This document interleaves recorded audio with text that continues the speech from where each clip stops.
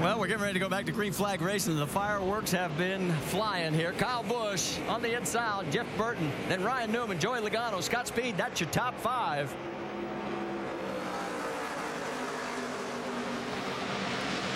Going to go 3 wide. Derek Darnell still looking like he wants a piece up front. And whoa, Kelly Byers gets loose. Completely out of the throttle right there, causing a lot of problems. No harm to anybody else, though, as we keep going at speed here at Homestead-Miami. There's Mike Bliss in that one car Right. last week trying to hold on to that 5th spot in the points. And he's doing a good job because Justin Allgaier is back in 15th. Bliss is running in 8th. Battle for 2nd right now. Jeff Burton has it, and Ryan Newman wants it.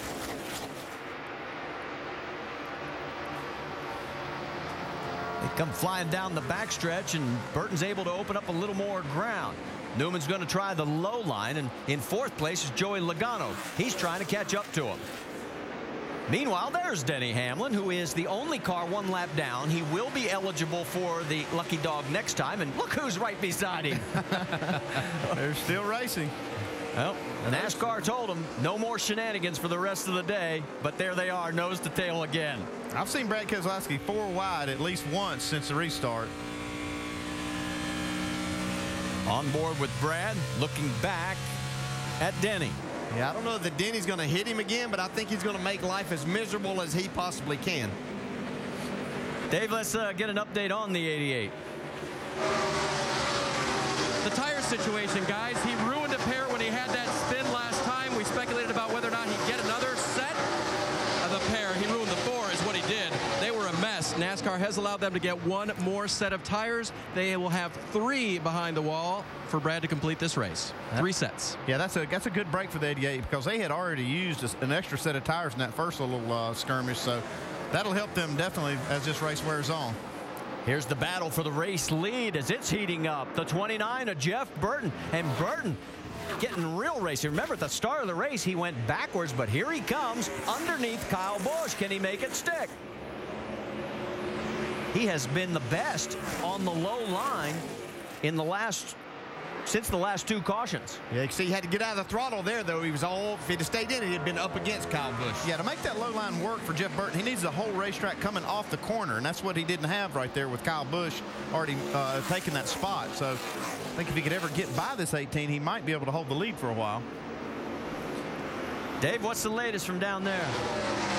Well, we know about Kyle and his ability to drive a race car very fast. We also know that he has a feisty personality when things don't go his way.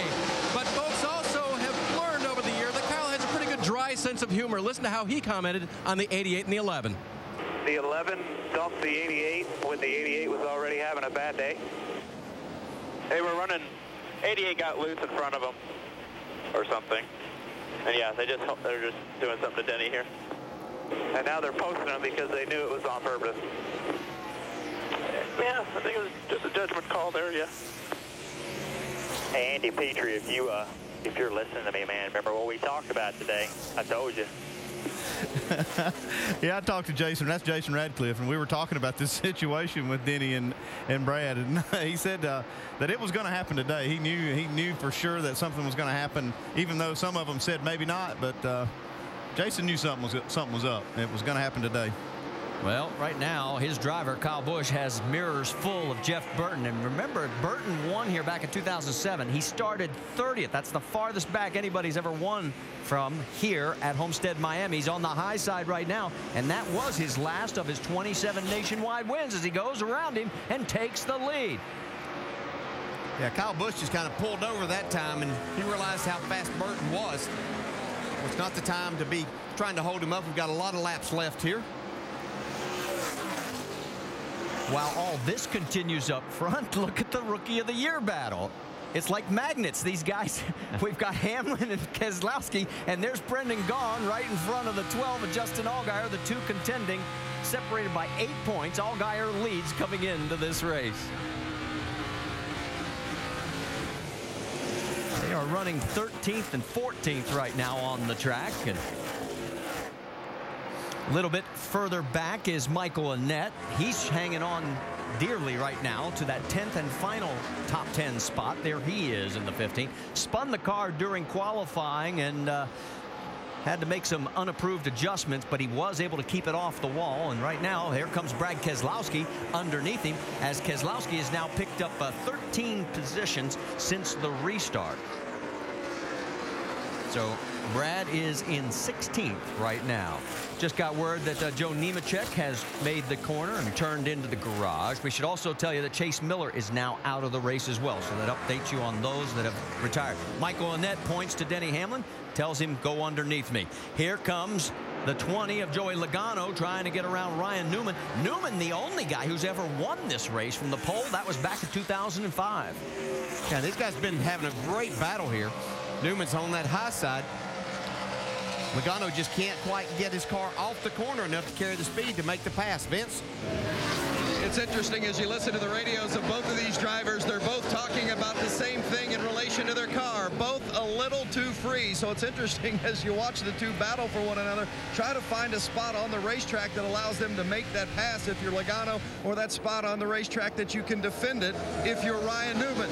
Both like their cars. In fact, Logano says it's a little bit better than last time, but they still need to get it a little more snug.